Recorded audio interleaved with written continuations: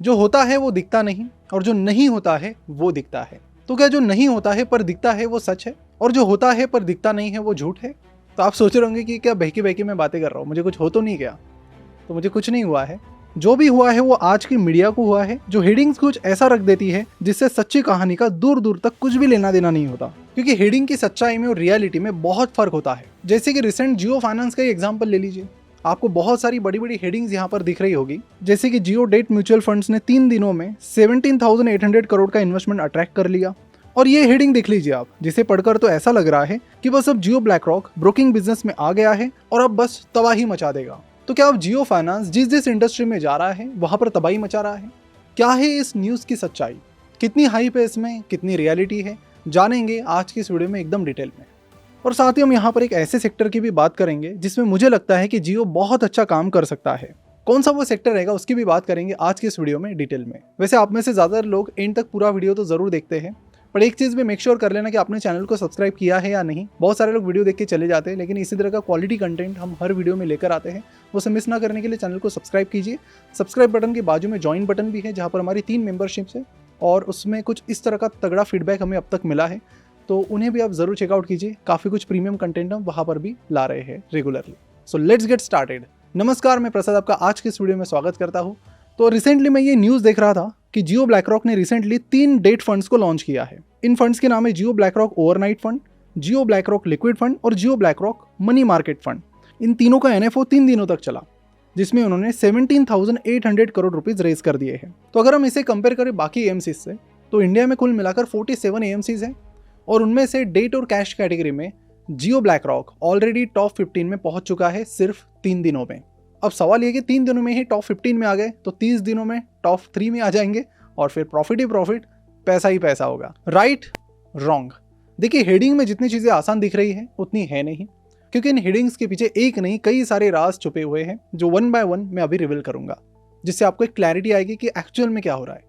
तो देखिए, सुनने में तो ये अच्छा लगता है कि 3 दिन में 17,800 करोड़ का फंड आया। लोग तुरंत एक्साइटेड हो गए कि यार ये तो तबाही मचा देंगे। लेकिन आपको बता दूं कि इसके पीछे की कहानी ऐसी है कि जो 17,800 करोड़ का डेट फंड इन्होंने रेज किया है, उसमें से 90 इंस्टीट्यूशनल इन्वेस्टर्स ही है और सिर्फ 60,000 लोग ऐसे हैं जो रिटेल इन्वेस्टर्स यहाँ पर हैं। तो ओवरऑल ये चीज़ देखें तो 3 दिनों के लिए बहुत अच्छी चीज़ है। पर इंडिया में अनफॉर्चुनेटली सिर्फ 3 से 4% लोग म्यूचुअल फंड में रेगुलरली इन्वेस्ट करते हैं। सो म्यूचुअल फंड में इन्वेस्ट करने वालों का नंबर निकाले तो वो आता है 5 करोड़ के करीब। यस, सिर्फ 5 करोड़। और इन 5 करोड़ लोगों में से 60,000 लोग फिलहाल एक छोटा ही नंबर है।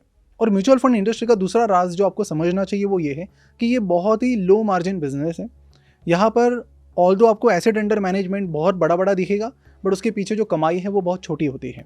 जैसे कि अगर आप इनके डेट फंड्स पर ही नज़र डालें और उनके एक्सपेंस रेशो देखें, तो इन तीनों फंड्स के एक्सपेंस रेशो कुछ इस तरह के हैं जिनका एवरेज निकल कर आता है 0.18%। तो अगर हम 17,800 करोड़ का 0.18% लेकर आए नंबर, तो आप गेस कीजिए नंबर कितना होगा।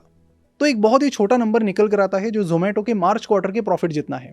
ये नंबर कितना आता है आप ही टाइप करके कमेंट में बता दो। और तीसरी बात, मान लेते कि Jio BlackRock top 3 mutual funds में भी आ जाता है, तो भी ये उस कंपनी के लिए कोई बड़ी बात नहीं होगी। क्यों? क्योंकि जैसे कि मैंने आपको ये बताया, क्योंकि आपको बता दूं कि म्यूचुअल फंड बिजनेस जो है वो अपने आप में कोई बड़ा बिजनेस नहीं है। मैं आपको नंबर्स के साथ कुछ चीज़ें समझाता हूँ। तो इंडिया की जो टॉप 3 एसेट मैनेजमेंट कंपनीज हैं उसमें नंबर 1 पर आता है एसबीआई, जो 11 लाख करोड़ रुपए मैनेज करते हैं। फिर आता है आईसीआईसीआई प्रूडेंशियल, जो लगभग 8.25 लाख करोड़ मैनेज करते हैं। और फिर आता है एचडीएफसी, जो लगभग 8 लाख करोड़ मैनेज कर रहे हैं। अब जो पहली 2 कंपनीज हैं वो लिस्टेड नहीं है, पर एचडीएफसी एएमसी ऑलरेडी लिस्टेड है। तो एचडीएफसी एएमसी का प्रॉफिट पर नजर डाले तो 8 लाख करोड़ ये मैनेज कर रहे हैं, लेकिन इनका अगर नेट प्रॉफिट देखा जाए तो वो है 2461 करोड़। सो 25 साल पुरानी ये कंपनी है, इतना बड़ा एसेट अंडर मैनेजमेंट है, लेकिन प्रॉफिट को देखा जाए तो अभी भी ये नंबर उतना सिग्निफिकेंट नहीं है जियो फाइनेंस जैसी बड़ी कंपनी के लिए।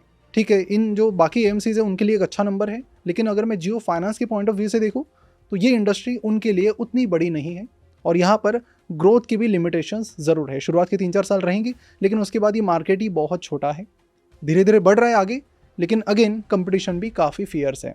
यानी कि अगर एसेट मैनेजमेंट बिजनेस को इन्होंने फाड़ भी दिया तो भी उसके अलावा उनको बहुत सारी चीज़ों में सक्सेसफुल बनना पड़ेगा, तब जाके वो ओवरऑल जियो फाइनेंस इस कंपनी के वैल्यूएशन को और ओवरऑल चीज़ों को जस्टिफाई कर पाएंगे। वीडियो में आगे बढ़ने से पहले आपके साथ एक इंपॉर्टेंट अनाउंसमेंट शेयर करना चाहता हूँ। After 1.5 years of hard work, Finnoceans Academy is finally launching India's first and only value investing cohort. जैसे कि हमें पता है कि वैल्यू इन्वेस्टिंग की प्रैक्टिकल शुरुआत मिस्टर बेंजामिन ग्राहम ने की, जिसे वो कोलंबिया यूनिवर्सिटी में सिखाते थे। इनफैक्ट वॉरेन बफेट और दुनिया के बड़े बड़े इन्वेस्टर्स ने भी कोलंबिया यूनिवर्सिटी से ही वैल्यू इन्वेस्टिंग सीखी है। लेकिन इंडिया में अगर देखें तो ऐसा कोई स्ट्रक्चर्ड लर्निंग एवेन्यू अवेलेबल ही नहीं है। इसीलिए फिनोशंस अकेडमी ने डिसाइड किया कि एक India specific value investing cohort launch किया जाए। अगर मैं प्रोग्राम के हाइलाइट्स की बात करूं तो ये 12 वीक लॉन्ग ऑनलाइन प्रोग्राम है जो वीकेंड्स में कंडक्ट होगा, ताकि प्रोफेशनल भी बड़े आसानी से इसे अटेंड कर पाए। इस कोहॉर्ट में आपको वैल्यू इन्वेस्टिंग के वो 7 स्ट्रेटेजी सिखाई जाएगी, जिसकी मदद से आप वैल्यू इन्वेस्टिंग स्टॉक्स को ढूंढना सीख जाएंगे। तीसरी चीज, ये programme case study based learning approach follow करता है, यानी कि 100% प्रैक्टिकल चीजें यहाँ पर आपको बताई जाती है,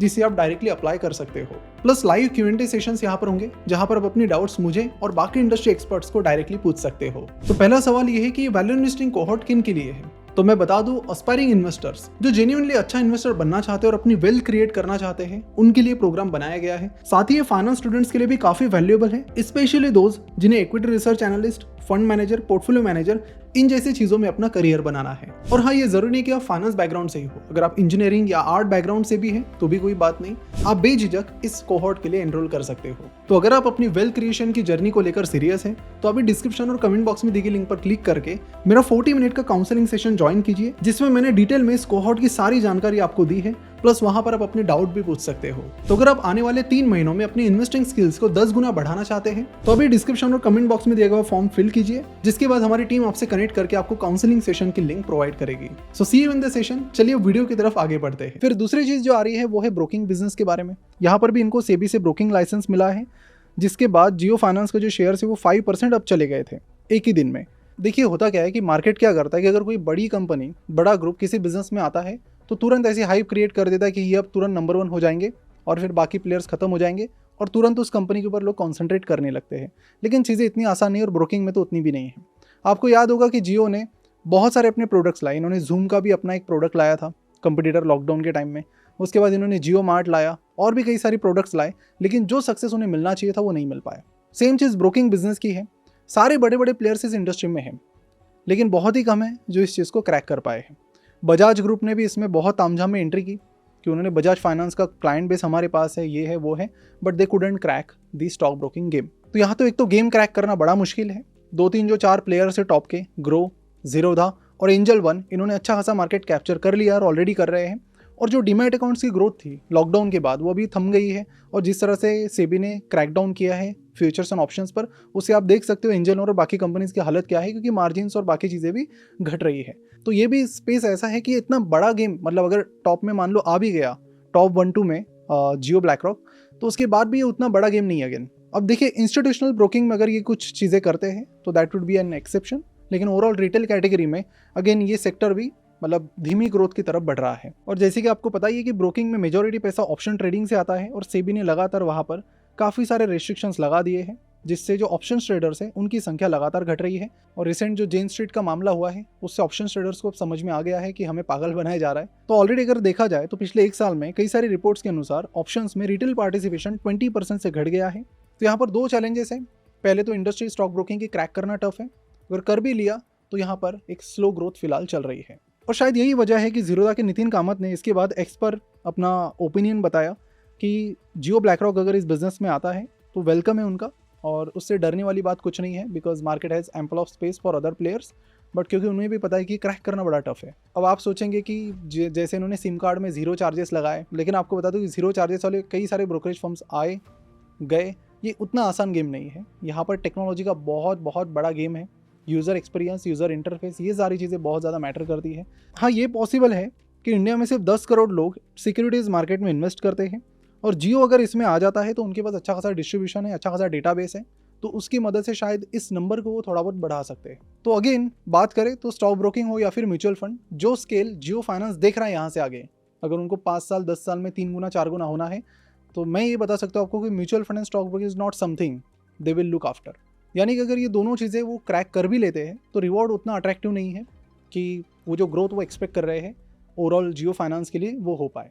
अब बात आती है मुद्दे की कि अगर ये 2 बिजनेसेस मैटर नहीं करते तो वो कौन सा सेक्टर है जो सबसे ज़्यादा उनके लिए मैटर करता है, जहाँ पर सबसे ज़्यादा जियो फाइनेंस की और उसके जो इन्वेस्टर्स हैं उनकी नज़र होनी चाहिए। तो मेरे हिसाब से वो है उनका लेंडिंग बिजनेस। तो अगर लेंडिंग बिजनेस की बात करें तो जियो क्रेडिट लिमिटेड नाम से सब्सिडरी के अंडर ये लोन्स दे रहे हैं। अगर इस इंडस्ट्री की बात करें तो इसे मोटा मोटी दो पार्ट में बांटते हैं। पहला है रिटेल लोन, दूसरे है कॉर्पोरेट लोन्स। सो 2024 के डेटा के अनुसार पूरे रिटेल लोन मार्केट का 55% अकेले लोन अगेंस्ट प्रॉपर्टी से आता है। उसके बाद 33 लाख करोड़ पर है होम लोन्स। उसके बाद पर्सनल लोन आते हैं 14 लाख करोड़ पर, और फिर आते हैं gold loans, vehicle loans, credit card loans, loan against securities वगैरह। सो इंडिया में कुल मिला के 120 से भी ज़्यादा बैंक्स हैं, और एनबीएफसीज की बात करें तो वो तो हज़ारों में है, और सिर्फ लिस्टेड एनबीएफसीज की बात करें तो वो 300 से ज़्यादा है इंडिया में फ़िलहाल, क्योंकि लोन की इंडस्ट्री है ही इतनी बड़ी, जिसके चलते लगातार यहाँ पर नॉन बैंकिंग फाइनेंस कंपनीज आ रही है। जो फिनटेक कंपनीज थी वो आप देख सकते हो कि ज़्यादातर लोन देने से ही पैसा कमा रही है, फिर चाहे क्रेड हो या फिर मोबीक्विक या फिर पेटीएम। अगर हम टॉप 5 बड़े प्लेयर्स का यहाँ पर एनालिसिस करेंगे तो आपको पता चलेगा कि कितनी बड़ी ये इंडस्ट्री है और क्यों जियो फाइनेंस के लिए सबसे ज़्यादा मैटर करेगी। देखिए, टॉप 5 प्लेयर्स का कंबाइंड मार्केट कैप निकल कर आता है 6.1 लाख करोड़, जिसमें से 5.7 लाख करोड़ तो अकेले बजाज फाइनेंस का है। और इन टोटल 5 कंपनीज का नेट प्रॉफिट जो टॉप 5 का वो 37,000 करोड़ का है, जिसमें से 16-17 हज़ार करोड़ मात्र बजाज फाइनेंस का है। और इसमें मैं बजाज फाइनेंस की और कंपनी जैसे कि बजाज हाउसिंग फाइनेंस और बाकी लोगों की बात नहीं कर रहा हूँ, सिर्फ बजाज फाइनेंस की बात कर रहा हूँ। अगर हाउसिंग फाइनेंस कंपनीज की बात करें तो उसमें जो टॉप 3 प्लेयर्स हैं उनका market cap, combined market cap 1,62,000 crore के करीब आता है। कॉर्पोरेट लोन्स की बात करें तो वहाँ पर जो कंबाइंड मार्केट साइज है वो 86 लाख करोड़ की है। हालांकि यहाँ पर ज़्यादा एनबीएफसी, छोटी एनबीएफसी टच नहीं करती है। जो बड़ी एनबीएफसीज हैं और बैंक है वही उस स्पेस में जाते हैं, क्योंकि रिस्क है और बड़ा साइज भी थोड़ा बड़ा रहता है, वो एक डिफ़ॉल्ट भी आपका बिजनेस ख़राब कर सकता है। तो आप देख सकते हो कि जो लोन की industry, lending industry is very very huge, बहुत बड़ी है, और इसीलिए हर कोई उसमें जाना चाहता है ताकि वहाँ से प्रॉफिट मिलना भी थोड़ा ईजी रहता है। लेकिन अगेन आपको बता दूं कि आपके एनपीएस कंट्रोल में होने चाहिए, नहीं तो सिर्फ लोन बांटने से काम नहीं चलेगा। कितने एफिशिएंटली आप उसे कलेक्ट कर रहे हो वो भी बहुत मैटर करता है, और बजाज फाइनेंस कलेक्शन में बहुत अच्छा है, and that is why the numbers are really good. अगर जियो फाइनेंस यहाँ पर एनपीएस को कंट्रोल में करे तो इनके पास अपना बहुत ज़्यादा डेटाबेस है, जिसे यूज़ करके बहुत सारा क्लाइंट बेस अक्वायर कर सकते हैं। मुझे भी अभी कुछ ही दिनों पहले इनका एक कॉल आया था हाउसिंग लोन के लिए, तब जाके मुझे पता चला कि ये लेंडिंग पार्ट में भी अच्छा खासा काम शुरू कर रहे हैं।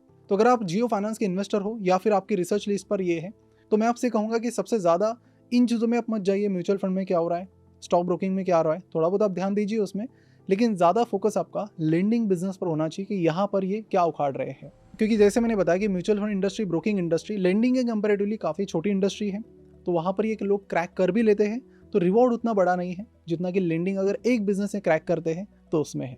और ऐसा नहीं कि उन्हें ये चीज़ पता नहीं, वो बहुत ज़्यादा अग्रेसिव है लेंडिंग बिजनेस पर। नंबर्स आपको ट्रैक करने पड़ेंगे क्वार्टर ऑन क्वार्टर बेसिस पर। अब बहुत सारे लोगों को क्या लगता है कि लेंडिंग में बजाज फाइनेंस है तो और कोई नहीं आ सकता। आपको बता दूं कि इंडिया में लेंडिंग बहुत अनऑर्गेनाइज्ड है।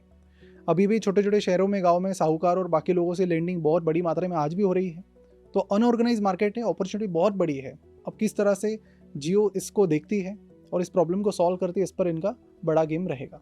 तो हेडलाइंस पढ़नी है तो पढ़ो, लेकिन सच्चाई पर ज़्यादा फोकस करो, जो उसके पीछे का एक्चुअल डेटा है उस पर ज़्यादा फोकस करो। और जाते जाते हमारे वैल्यू इन्वेस्टिंग कोहॉर्ट को जरूर चेकआउट कीजिए, जो कि एक मेंटरशिप प्रोग्राम है, जहां पर वैल्यू इन्वेस्टिंग के सारे फॉर्मूला, सारी स्ट्रेटेजीज आपको एकदम क्लियर हो जाएगी, जिसकी मदद से आप मार्केट में जो अंडर वैल्यूड अपॉर्चुनिटीज हैं उन्हें ढूंढ पाओगे, और जो हिडन जेम्स है मार्केट में, हिडन अपॉर्चुनिटीज हैं, उन्हें भी बड़ी आसानी से ढूंढ पाओगे। So don't miss out on this golden opportunity. Time बहुत कम है, इस प्रोग्राम के बस आखिरी 5 दिन बाकी है। So don't miss out on this. Link नीचे दी गई है, और साथ ही चैनल को सब्सक्राइब करना भी ना भूलें, और ज्वाइन बटन को भी चेकआउट करें। See you then.